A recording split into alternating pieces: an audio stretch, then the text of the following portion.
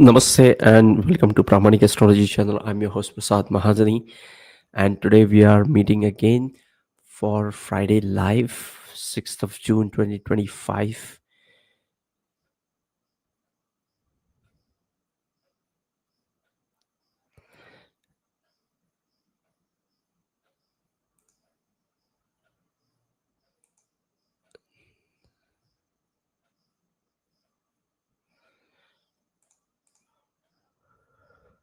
And if you are able to hear me properly, just put in AV OK.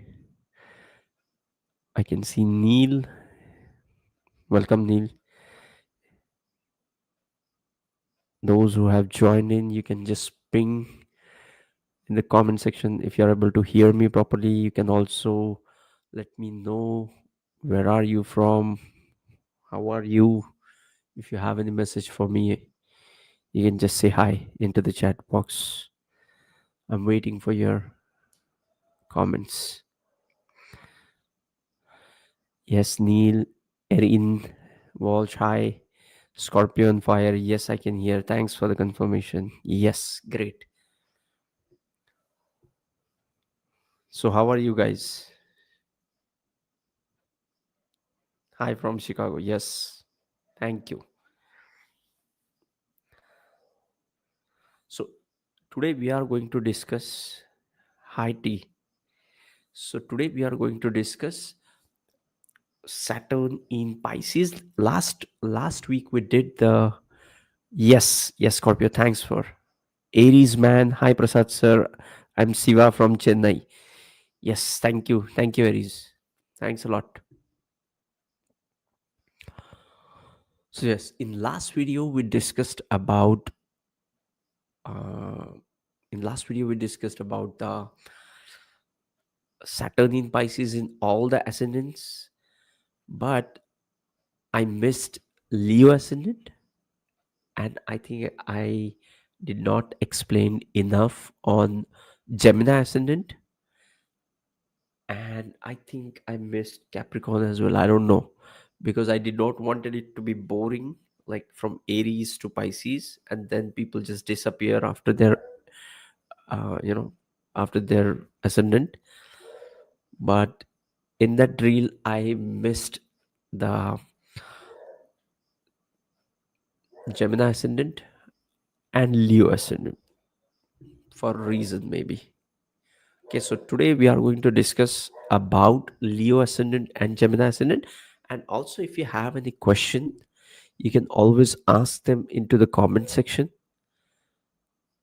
and I read all the comments and I reply to the comments, each and every comment.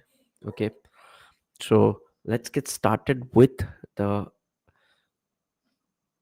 Leo ascendant first. And if you have any question outside of this topic, you can ask me after I complete the session, or maybe after, once we cover the missing ascendants, then you can ask me any question if you have in your mind about Saturn in Pisces, or any astrological queries you have, or if you have any challenge in your astrological journey in your studies, you can always share that. I'm also your fellow student, learning astrology every day, and learning and connecting with God, right? So yes, let's get started with the Gemini ascendant. So for Gemini ascendant, Saturn is ruling the eighth lord, eighth house, and the ninth house. We'll see that on the chart in a bit. So it is transiting the 10th house for Gemini ascendant, because it is transiting through the sign of Pisces. It aspects 12th, 4th, and 7th, and Jupiter is 12th. Rahu is 10th. Yes, we saw this. Now let's get back to this. Now, if you look at this Gemini ascendant, Saturn is going through the 10th house. In 10th house, Saturn is ruling the ninth house of Bhagya and the 8th house of ups and downs and the bricks.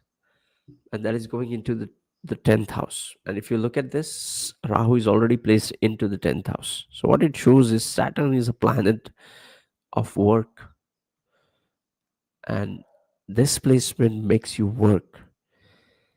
Rahu in the 10th house does great for this placement, because 10th house is the open sky and Rahu is confusion. So Rahu gets clarity into this placement, and when it is connected with Saturn, it is the clarity about the work, especially when it is placed into the 10th house. Okay, so for Gemini Ascendant, the focal point, like where the Jupiter and Saturn both are aspecting, is into the sign of Virgo in the fourth house. So that is going to be a place where you guys need to be very careful about, because Saturn, Rahu, and Jupiter, all of them are aspecting. And if you look at this, the Lord of the Ketu, Lord of the fourth house, is placed into the 10th house along with the Saturn Rahu conjunction, which also happens to be the ascendant Lord. All these, if you look at this, what it shows is the Kendra house, the 10th house, is having four planets in the transit for this placement, for this ascendant. Okay, now you had to focus on the Virgo, the fourth house. Okay, now let's look at the Leo ascendant. What's happening with the Leo ascendant? And we don't know why did we miss it. Let's look at it. Saturn is ruling 6th and 7th, transiting through the 8th, aspecting 10th, 2nd, and 5th from the Leo ascendant. Jupiter is in 10th, Rahu is in 8th along with the Saturn, and the Lord of the Lagna is Sun. Let's look at this. Now, you see that bunch of planets in the 8th house, and I get a lot of comments, a lot of emails, messages about the 8th house and death, and when there is a transit and all kinds of things. 8th house is a dushtana house, so it brings in challenges but need not be the death. So don't get scared, we all are going to die one day, and that would be the happiest day of our life because we are going back to the source. But anyway, now when 8th house is getting activated, it also shows ups and downs, breaks, hidden things, occult things, and all kinds of things. And the 8th house is 11th to the 10th. So it shows gains from the career. And when the hardworking planet like Saturn comes into the 8th house, it shows a lot of work goes into the back end. You are not at the front end. Like you are not dealing to the public. For example, let's say if you are having a company, or if you are working with something, you would be working on the projects which are still in pipeline, which are not released to the public or client, and now you are just gathering information, going deep down into all the possibilities and all the business plans and all that stuff which matters, with hard work, with lot of uh, things to gather as an information and process it, and without having a face, without having an appreciation, without having a recognition. And when it will move to the ninth house, it will get the recognition, because after the death there is bhagya. The chart doesn't end at the eighth house. After the eighth house, 9, 10, 11, 12 are all the rashis ruled by Jupiter and Saturn, the big players, right? And those are the most abstract bhagya, karma, labha, and moksha houses. So eighth house is the most challenging house before you get what you deserve, before you start working on your dream projects, before you activate your bhagya. You have to go through the eighth house. So for Leo ascendant people, Saturn is ruling the sixth and the seventh and is going into the eighth house. So if you look at this, the Saturn is also aspecting the fifth house, the second house, and the 10th house. And Jupiter is aspecting the second, fourth, and the sixth. So these are the houses which are getting impacted. And as I said, Pisces, the sign where Ketu is placed in, is the most important house of this chart, because now you would see that Mercury, the lord of the sixth house, the lord of the Virgo, is conjunct with the Saturn Rahu conjunction in the eighth house. So what it shows is, whatever you are going to gather, you are going to process data. You are going to process a lot of data during this time. The eighth house is the house of all the things which are hidden. Nobody knows about what you're working on. And Mercury is a planet of communication. So you might be working on a project where you would be told that you had to work on this project, but don't tell anyone about this project until things are finalized. And you are going to lead that project. And what kind of project is this? And right now, you may not even believe in that project because nothing is finalized, nothing is out there in public, because this is the hero in the making, or the star, or the champion in the making, where you are working hard on the data, working hard on all the things which matter, but hardly get recognition. That's eighth house, and that's Saturn. And Saturn loves, by the way, the eighth house, because it is the karaka of the eighth house of longevity, death, time, and all that. So Saturn loves transiting through the eighth house. Eighth house Saturn also makes you exhaust. You'll be exhausted with the energy. You would feel tired. And at the same time, it also shows you will have a period where you would be making assets, especially if they are the joint assets, even better. But eighth Saturn is the placement for the asset making. Okay. And this specific conjunction of Saturn and Rahu, uh, there is so much to know about it.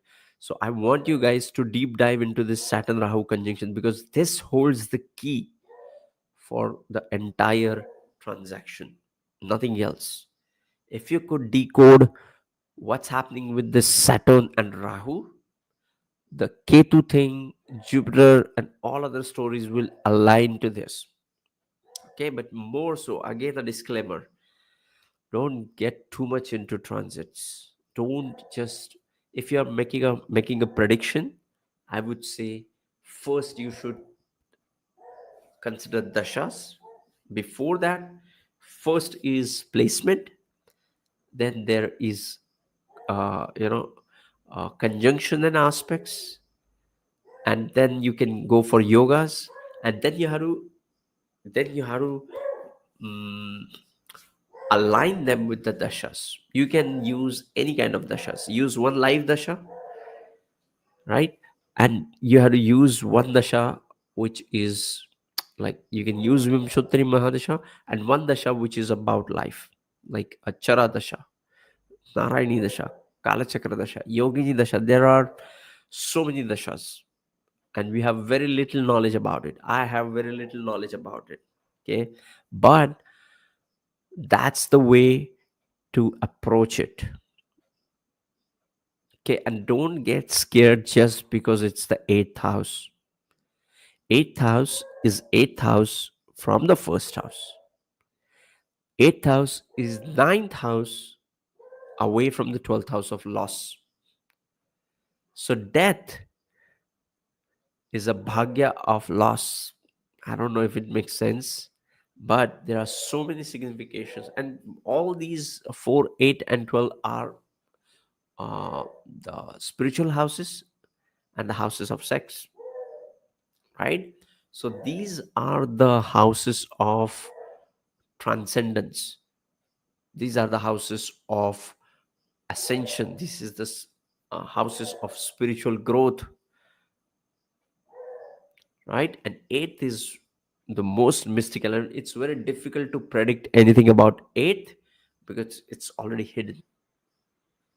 If you look at it, the sun rises in the first house and sun sets in the seventh house. So eighth house is like at the time of 6:50 around the uh, sunset. The house number four, not four, the five, six, and seven are close to the sunset, right? One, two, and three are close to the sunrise. Three, four, 10 are close, are in the night, and 9, 10, and 11 is comparatively brighter, the 10th being the brightest. So that's what happens when there is so much influence on the eighth house. Okay, so yes, this was Leo ascendant.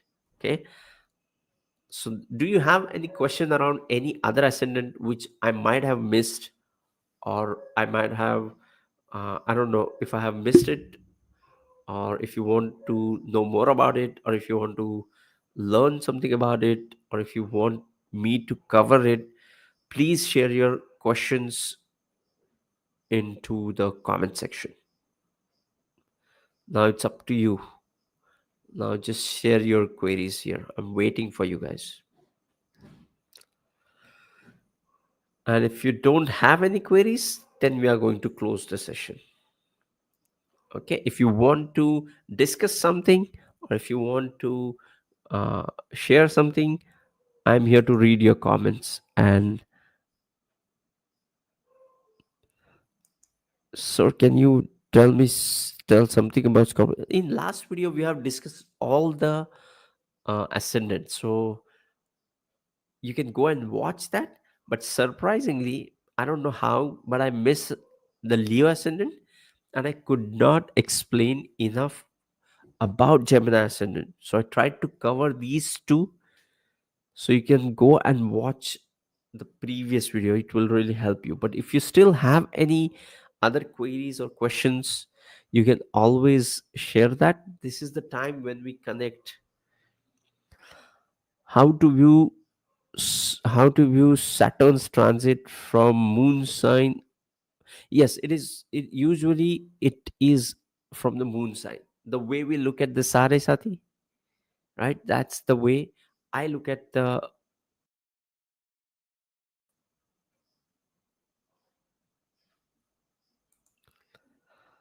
Yes, so I think I covered this in the last video as well, that I prefer to use moon because moon influence your mind, your desires, which dominate your decisions, your free will, and your destiny. So anything which is bringing any burden or opening up anything for the mind is important. So I believe you should follow the moon sign.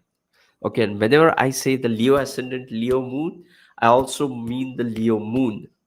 Okay, and if you have a confusion, oh, I'm Scorpio ascendant, but I'm moon is sun, like Leo ascendant, Scorpio ascendant, and Leo moon.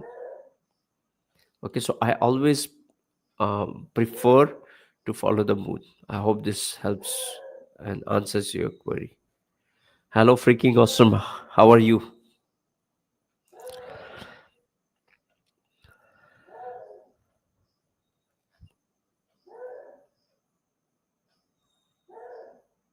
Okay, I'm waiting for your questions. If you have any questions, sir, for Aries ascendant, So for Aries ascendant, having Saturn in Pisces can be considered as Sadesati's first 2.5 years. For ascendant side, also it reflects. Yeah, that's what we discussed, right? Just consider moon. If you are new, if you're just starting into Vedic astrology, don't get into the controversial topics. Okay. I always recommend keep it simple. I don't want you to understand advanced things. The basic of astrology is advanced astrology. Trust me, because no matter what you do, even if you do uh, advanced things, it comes down to the Rashi, it comes down to the planet, it comes down to how you can apply that in the different ways. Like I said about Bhavat Bhavam, right? It just opens up your mind about houses. And that's the difference between an, a genius and rest of us. Okay. So I want you to just focus on Aries. If you are Aries moon, then only think about Sadesati. Okay. Because that is going to bring in the burden on your emotions and your mind.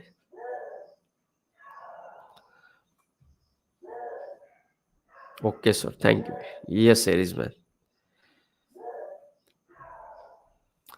Yes, I'm waiting for your questions. Do you want to discuss something? Do you want to know anything about it? You can always ask me. This is our time to connect and share things with each other.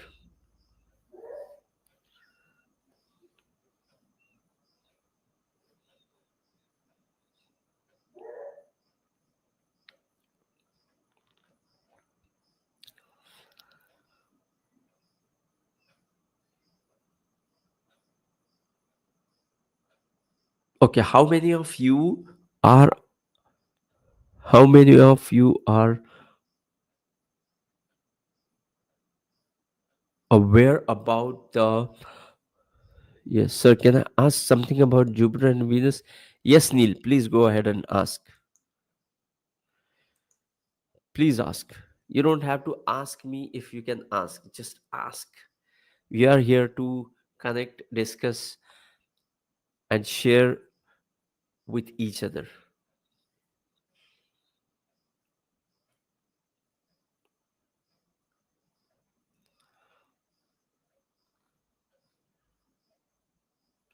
Yes, Neil. Yeah, you wanted to ask something. Please ask. Go ahead and ask.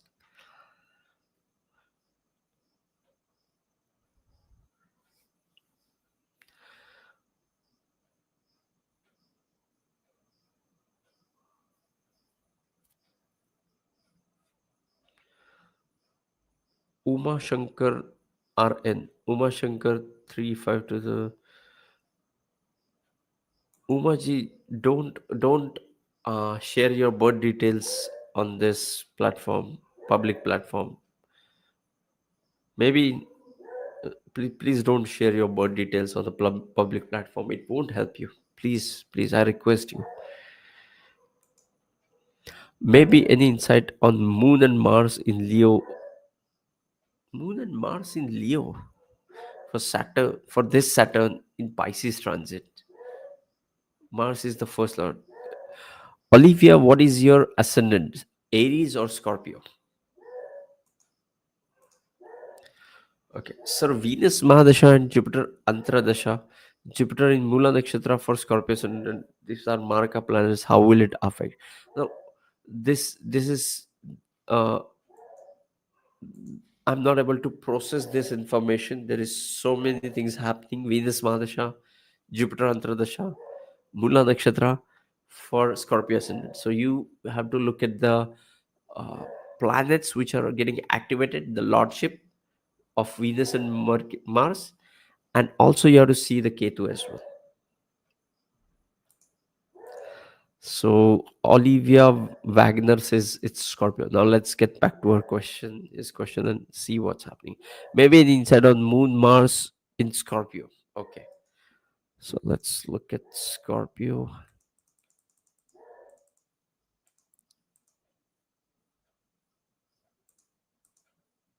Okay.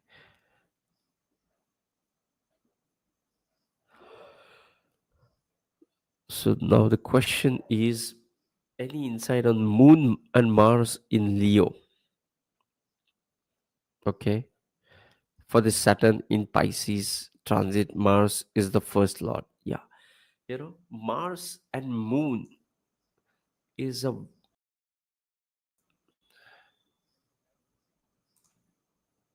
Okay. So whenever there is a Mars, for Leo ascendant, Mars is a Yoga Karaka planet. What is Yoga Karaka planet? A planet which rules one Kendra house, one tridal house. For Leo ascendant, Mars rules the first house, not first house. The for for Scorpio, it rules the first house, not the Leo. We are not talking about Leo now. For Scorpio ascendant, it rules the first house and it also rules the sixth house. Okay, and now when you have the Saturn, Mars in Leo along with Moon, it shows you will have more opportunities to make money. And it also shows, because Mars is Mangal, is all about the goodness. It's all about, though its signification shows passion, anger, competitiveness, and strength, all kinds of things, but it is Mangal, the good. And it shows when it is connected with the moon, it always brings in money. Moon and Mars conjunction is very good for wealth creation. So when they are connected with each other in Scorpio ascendant, in Leo in the 10th house, even better. Because Mars loves into the 10th house. Because in natural horoscope, it's Capricorn, the exalted sign. He likes all the signification of the 10th house of work, recognition, competing in the outside world, and to prove itself, and to rise, and to conquer, and all that. Mars loves it. And that's why he is exalted into the enemy Saturn's Capricorn, right? So when it is Moon and Mars are conjunct with each other in Leo, it's good. Now, right? So Olivia, I hope you have got some insight into this. Now let's get back to Neil. Yes, we did discuss this for Cancer Ascendant, how this runs. We already discussed this. Uma Shankar, you can go and watch my previous video. We have already discussed that at length. Neil says, okay, thank you, sir. Yes, Neil. How does an Ashlesha, Jupiter, and Moon become affected with Saturn's transit in the fourth house, Sagittarius Ascendant? Hmm. We are not considering nakshatra into this, but for Sagittarius Ascendant, all the planets are coming into the fourth house. If you look at this is Scorpio. Let's go back to Sagittarius. You see, this Saturn is into the fourth house, ruling the second and third, along with Rahu, Venus, and Mercury. Okay, so Jupiter and Moon become affected by the Saturn. Yes, Saturn is aspecting, that's why it is creating and restricting the otherwise expansive Jupiter nakshatra, Jupiter energy. But Jupiter, when it is conjunct with Moon, gives you very good result because it brings in optimism, expansion, positivity, and positive attitude to believe that anything is possible.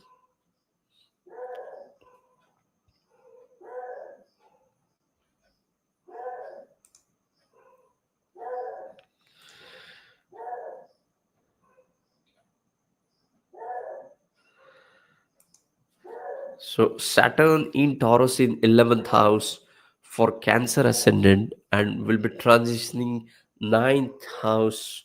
Also will be retro for some period of time. Jupiter in 12th, and Rahu in 8th in transit. Yes. Yes, we discussed this in the Capricorn Ascendant in the last video. You can go and check that out. It's great to see you today, my brother. Same here.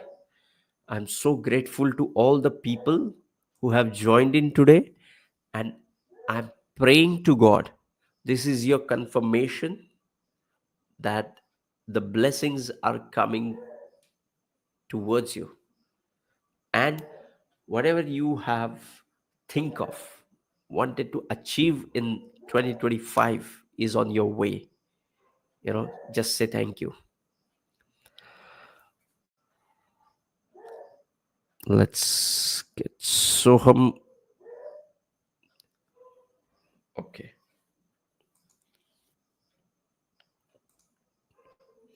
So for Libra ascendant, Ketu and Mars are placed in third, Sagittarius and Jupiter Rahu in ninth, Gemini, Saturn in eighth. Yes.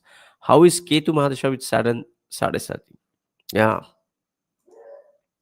Ketu Mahadasha, you have to examine carefully. Always I tell you guys, whenever I see Saturn Jupiter conjunction, I just become alert, because it's like it is the question of almost 40 years of that person's life. 16 years of Jupiter and 19 years of Saturn. So similarly, if you have Ketu Mahadasha along with Saraswati, it brings in a lot of disassociation from all the people, from the attachments, from the desires, and you won't even have the desire of God or desire of enlightenment. You just try to let go and go away from all this, and you feel little sad within yourself for no reason when you're going through Ketu Mahadasha. But that is a stage for you before you get into the Venus Mahadasha. If you want Venus Mahadasha, go through Ketu Mahadasha. If you want Jupiter Mahadasha, go through Rahu Mahadasha. Then only you would be able to understand the beauty and the blessings of Jupiter and Venus.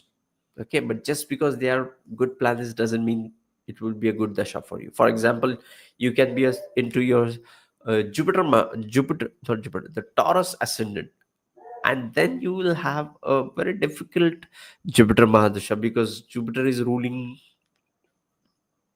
the 8th and the 11th, and so on. So the point is, you don't have to uh, just think about it from one perspective. Okay, so when it is with Saturn, Ketu and Sade sati, it becomes important. But more than that, I would say you would think differently from your patterns when you're going through Ketu Mahadasha. That is for sure. Okay.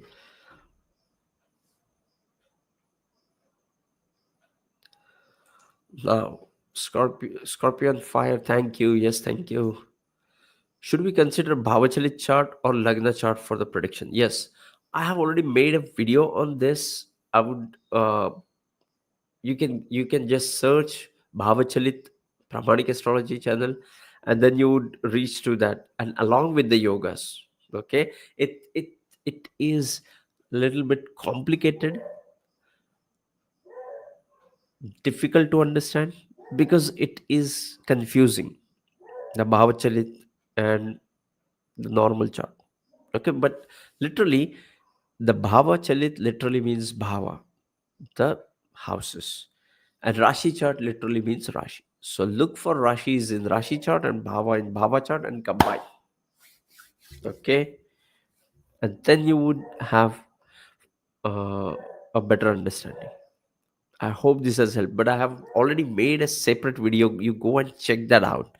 And if you have any query or question around that, you can put your comment under that video. I will read that, and I will comment on that. Guys, even if you put your comment on 5-year-old video, I'll read that and will respond to it. Okay, so don't think it's 5-year-old, 6-year-old, 2-year-old, 1-year-old. Doesn't matter. If you have a query, you have a question, ask me, because I put in specific time dedicated to respond to the queries, because that's the only way. Some people, this is the last hope for them to get the feedback and answer, right? Some people don't want to invest money into this. Some people are going through so much, life happens, so they want to know it. So if you have, just put your queries and comments into the comment section. I read all of them. I can't tell you how much important your comments are for me. So keep commenting on the relevant video. If you have a query around Venus in the 10th house, go to the Venus in the 10th house video and share your query. Then it would be easier for me to understand, okay, this is the video and this is the query.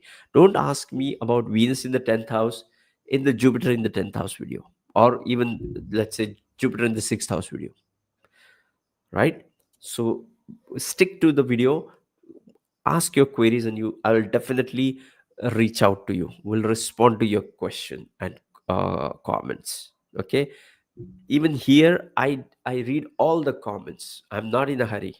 I will read all the comments and I'll try to reply to all the comments. Okay, now, Suman Adak, if Venus is in fourth house in Bhavachalit, fifth house, Ashlesha Nakshatra, Mercury retrograde in the fifth house, in Purva Falguni, Bhavachalit sixth house, fifth lord, Sun sixth house, Uttara Falguni, in Rahu Ketu axis for Aries ascendant. Okay, what about this for transit? Okay, will this transit affect people differently if they are over 36 and return? Uh, you know, life, the events are destined. We are changing. We don't get upset with the things we used to get really mad at when we were kids. So let's say if you are going through something right now, and imagine you're like a 10-year-old, angry, agitated, want to change the world, and now these things happening to you, you would response would be different. Okay, coming back to your question, do they people affect differently if they are over 36? It would definitely, it, it won't affect them differently, but the response of the 36-year-old person would be different from a 26-year-old person, 16-year-old person. Definitely, right? Why? Because this is the age of maturation for Saturn. Saturn gets mature at this age. So it brings in a lot of stability, understanding about the self. We know what are the triggering points, what are the drawbacks, what are the strengths we have, and so on. So the it will affect with all the people in the same magnitude, but the response of that person will change the game for that person. For example, if somebody is trying to uh, treat you in certain way which is upsetting you, you would your response to that is going to change it. If you tell that person you can't treat me like that, then only he's going to change his stance. Otherwise he's just going to keep abuse you and hurt you even more, and so on, right? So your response is the key. That's what my feedback is.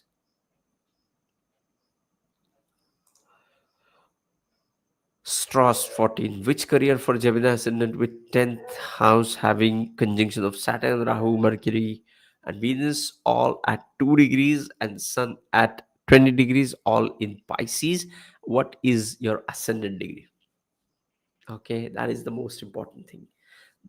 Look, if you have ascendant degree, let's say it's 5 degrees, 10 degrees, 15 degrees, whatever it is, and which planet in your chart is close to that degree in any sign, doesn't matter. For example, let's say my ascendant degree is 5 degrees, and let's say I have a Libra ascendant, not Libra, let's say I have Leo ascendant, right? And let's say if I have to I have a planet, let's say in the sixth house. Sixth house to Leo is Capricorn. Let's say I have Mars in Capricorn in 5 degrees, right? So even if it is in the sixth house and not connected anything, but just because it is with the same degrees of the ascendant, it will be an important planet for you. Okay, so the degrees of a planet is a whole different topic, but if you have 5 planets, what you have to do is check what is the which planet is close to the ascendant degrees. Then check what is the dasha lord. Check the degrees of the dasha lord in these. Another thing to look at it is what are the 2 planets which are close to each other more than any other planet, degree wise. And those are going to be the most prominent conjunctions in this chart. Okay, I hope this has helped you.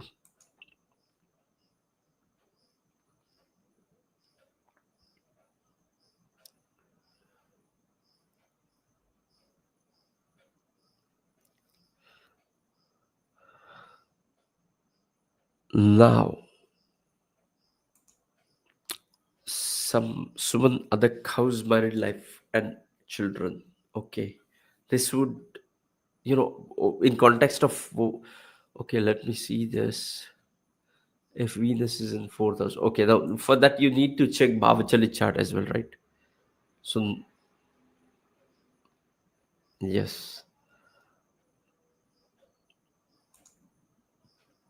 Mars and Ketu conjunction in Leo, effect on financial market. Yes, we'll discuss that in Rahu Ketu conjunction.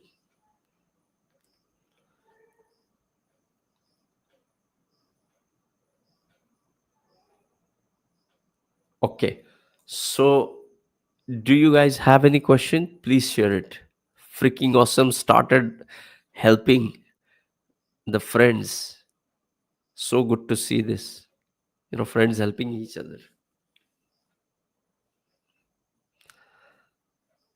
Okay, so if you have any questions, queries, please share that. I'm waiting for your queries and questions. We'll discuss that. And if you don't have a question, then we can close the session. Okay, no point in just sitting idle, doing nothing. But I'm more than happy to listen to your question, read your comments, and help you. So let them come. Okay. Chaitanya Parimi, Aquarius Ascendant, Pisces Moon. How is it going to be the next 2.5 years? Tricky, right? Saturn, how is it going? Saturn is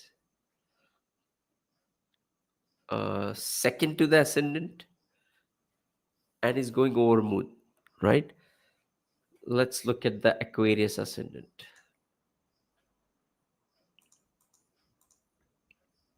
Yes.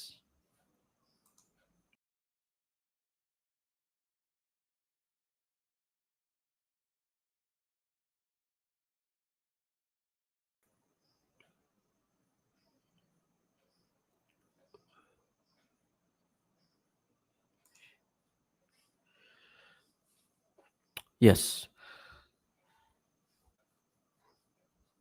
So Chaitanya Parimi says Aquarius Ascendant and Pisces Moon. How is it going to be for next 2.5 years? Okay. So basically what you mean is you want to know about the transits. Okay.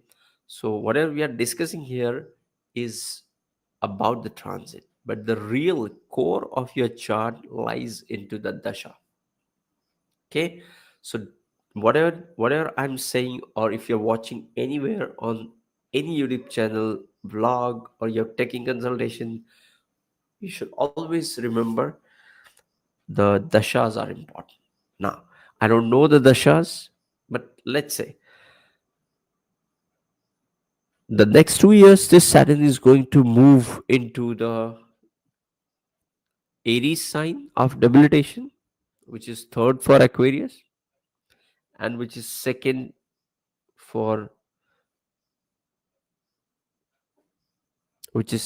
for uh your ascendant, right? So what's happening here is Saturn is moving from the moon, so you would feel the burden in the next 2.5 years. Okay, but again, let's say if you're going through the 10th house dasha, you may not feel the burden. In in in fact, you would get recognition for your hard work. It will make you work and give recognition and so on, right? So first, figure out the lordship, and don't get caught into moon and ascendant thing. But yes, it was interesting and quite uh, close. But if you have a clear concepts, so our thing is we focus only on moon. Okay, when we are confused, you should focus on moon, because that's how you're going to, this dasha is going to make you feel. This is how it is going to make you feel, and it is going to make you work on that. Okay, but yes, this Jupiter is also going to go into the sign of Gemini in next 2 years. So you have to note it down, and then look for the houses it is triggering. Okay, they have something else to say. Okay, Ketu in Dhanishta, Mars in Maga, and Ascendant Dasha is going on. Great. I did not get which Dasha you are going through. Ketu in Dhanishta and Mars in Maga in Ascendant. So you're going through Saturn Dasha, you mean? Please clarify.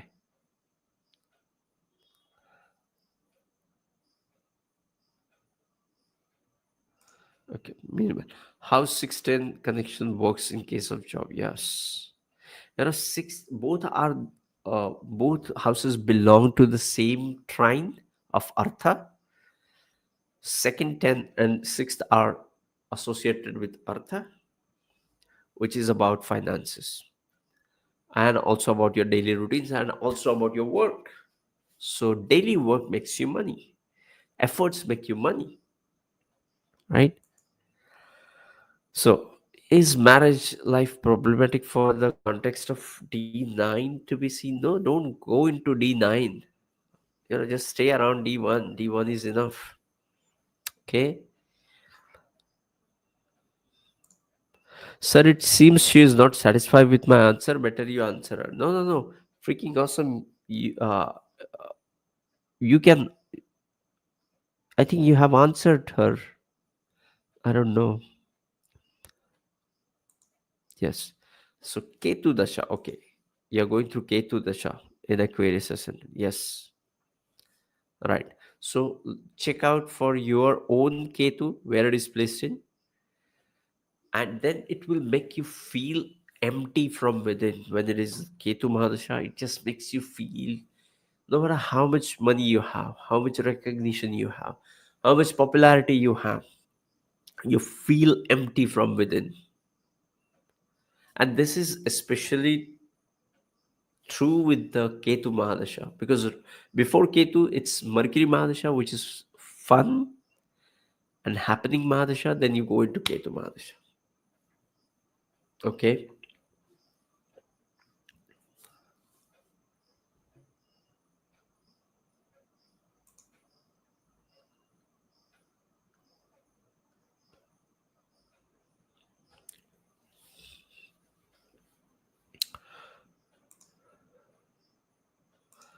Okay. Does the sixth lord in sixth house Dasha breaks marriage if after marriage the Dasha falls? No.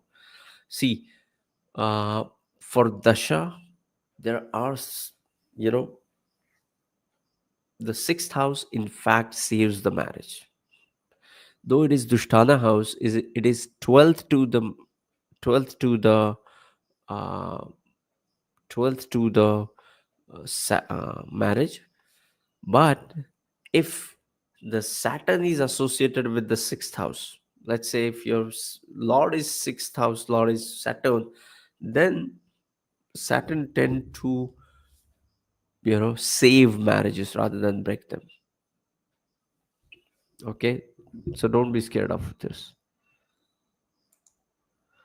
Can 10th house Venus in Cancer perform well after Ketu Masha? It doesn't. I mean, I can't tell you about this because it has nothing to do with this. Or maybe you know more about your chart, which you're asking, and I'm not able to relate to it. Right? My apologies for that.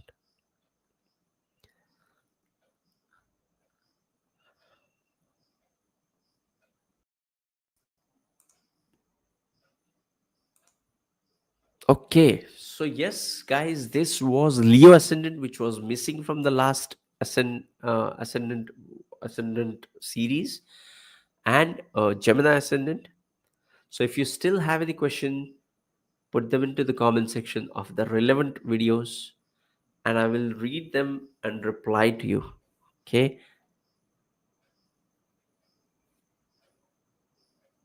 and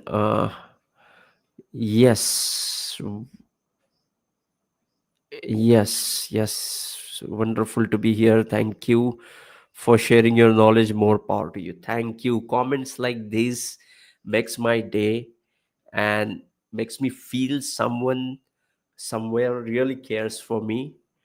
And just keep sending your prayers, keep sending your wishes, and keep sending your blessings to me, and keep me in your prayers. Okay, so if you still have any question, and if I have missed your question, put them into the comment section. See you in the next live session next Friday, and see you in the next video. Namaste.